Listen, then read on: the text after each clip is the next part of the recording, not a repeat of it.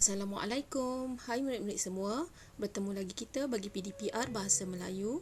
Tajuk kita pada hari ini ialah Mari Berehat. Seperti biasa, baca doa belajar dahulu ya murid-murid. Standard kandungan kita pada hari ini ialah 2.2, manakala standard pembelajaran 2.2.1 Roman 3. Bagi objektif pembelajaran pula, murid berupaya untuk menyenaraikan sekurang-kurangnya dua isi tersirat berdasarkan bahan dengan betul. Baiklah murid-murid, boleh rujuk buku teks Bahasa Melayu muka surat 52. Fokus kita pada hari ini adalah membaca. Kita akan membaca 4 aktiviti yang boleh dilakukan berdasarkan gambar, kemudian menyatakan isi tersirat berdasarkan bahan yang dibaca. Cikgu harap murid-murid sudah bersedia. Jom kita mulakan. Baiklah murid-murid, mari kita ketahui apakah itu idea tersirat. Isi tersirat tiada dinyatakan dalam petikan maupun ayat. Maknanya, murid-murid perlu memikirkan maksud di sebalik petikan maupun ayat tersebut. Setelah itu, murid perlu kemukakan idea yang bersesuaian dengan petikan ataupun ayat. Berbeza dengan idea tersurat yang telah dinyatakan secara jelas dalam petikan seperti yang telah kita pelajari sebelum ini. Seterusnya murid-murid, kita akan cuba menyatakan isi tersirat berdasarkan bahan. Seterusnya murid-murid, kita akan bersama-sama membaca petikan yang bertajuk Mari Berehat. Murid-murid perlu meneliti gambar sambil kita membaca. Banyak aktiviti boleh kita lakukan semasa berehat. Aktiviti pertama, Maisara membina objek. Aktiviti kedua, Kavita mewarnakan lukisan. Aktiviti ketiga, Rizal membaca majalah.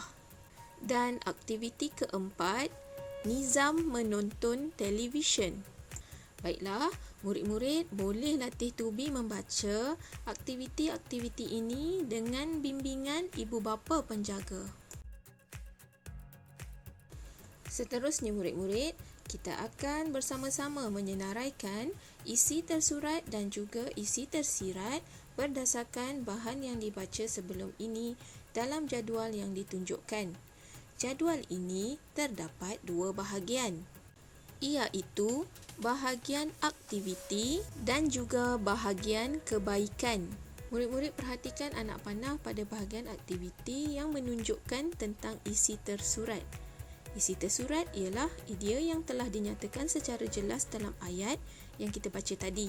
Contohnya, aktiviti 1 membina objek, aktiviti 2 mewarnakan lukisan, aktiviti 3 membaca majalah.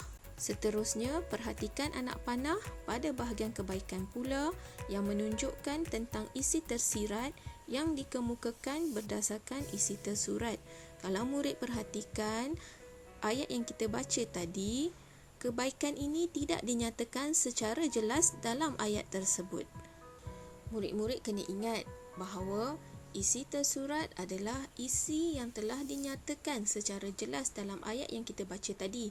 Manakala isi tersirat adalah isi yang tidak dinyatakan secara jelas, kita perlu fikirkan sendiri isi tersebut berdasarkan isi tersurat yang diberikan. Aktiviti 1, Maisara membina objek. Frasa membina objek adalah isi tersurat dan dicatatkan pada bahagian aktiviti dalam jadual. Manakala isi tersirat pula dicatatkan pada bahagian kebaikan. Kebaikan membina objek ialah melatih diri untuk berfikir. Sekiranya murid perhatikan, isi tersirat tidak dinyatakan dalam ayat di atas. Murid perlu fikirkan sendiri isi tersirat yang sesuai berdasarkan aktiviti membina objek. Aktiviti kedua, Kavita mewarnakan lukisan. Frasa mewarnakan lukisan adalah isi tersurat dan dicatatkan pada bahagian aktiviti. Manakala isi tersirat telah dicatatkan pada bahagian kebaikan. Kebaikan mewarnakan lukisan adalah kita tahu memilih warna. Selain itu, kita juga boleh beri jawapan seperti lukisan akan lebih cantik. Yang penting murid-murid, isi tersirat tersebut mesti ada kaitan dengan aktiviti mewarnakan lukisan. Aktiviti yang ketiga, Rizal membaca majalah. Rasa membaca majalah adalah isi tersurat dan dicatatkan pada bahagian aktiviti dalam jadual.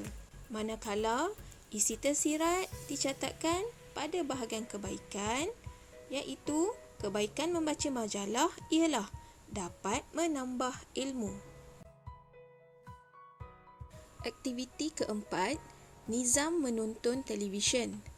Frasa menonton televisyen dalam ayat adalah isi tersurat.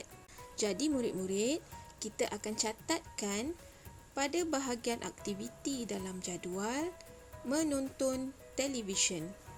Baiklah murid-murid, cuba fikirkan kebaikan menonton televisyen. Perhatikan gambar. Rizal sedang menonton dokumentari tentang haiwan gajah. Apa kebaikan yang Rizal dapat dengan menonton rancangan itu? Ya murid-murid, kebaikan menonton televisyen ialah dapat meluaskan pengetahuan. Kebaikan yang dinyatakan adalah isi tersirat yang mempunyai kaitan dengan aktiviti menonton televisyen. Seterusnya, murid-murid diminta melengkapkan tugasan yang diberikan. Sila dengar penerangan guru tentang tugasan dengan teliti. Bagi tugasan yang pertama, cikgu nak murid-murid bina jadual ini dalam buku tulis bahasa Melayu. Pastikan murid-murid gunakan pembaris semasa membuat garisan. Bagi latihan pengukuhan pula, murid perlu lengkapkan buku aktiviti bahasa Melayu muka surat 59. Arahannya, baca teks dan lengkapkan jadual. Sebelum itu, murid-murid perhatikan terdapat 3 pilihan jawapan tentang isi tersirat.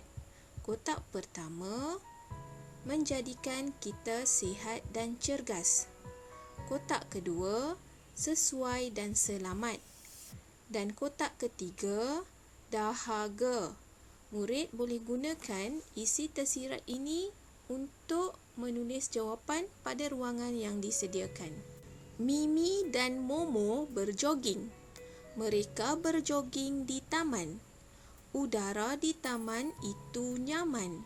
Murid-murid lihat jadual nombor 1. Mereka berjoging di taman. Ini merupakan isi tersurat. Murid perlu catatkan idea tersirat tentang tempat mereka berjoging. Tulis jawapan pada ruangan yang disediakan dengan menggunakan pilihan jawapan yang telah diberikan. Badan Mimi dan Momo berpeluh. Mereka membawa bekalan air. Selepas berjoging, mereka minum air. Seterusnya, lihat jadual nombor 2. Isi tersuratnya, lepas berjoging, mereka minum air. Murid catatkan isi tersirat pada ruangan yang disediakan. Mereka minum air kerana apa? Mimi dan Momo gembira setelah berjoging. Mereka tidak mudah letih. Akhir sekali, lihat jadual nombor 3. Isi tersuratnya ialah mereka tidak mudah letih. Catatkan jawapan idea tersirat pada ruangan yang disediakan. Amalan berjoging, apa jawapannya murid-murid? Gunakan pilihan jawapan yang telah diberikan tadi. Selamat mencuba! Terima kasih semua. Assalamualaikum. Bye.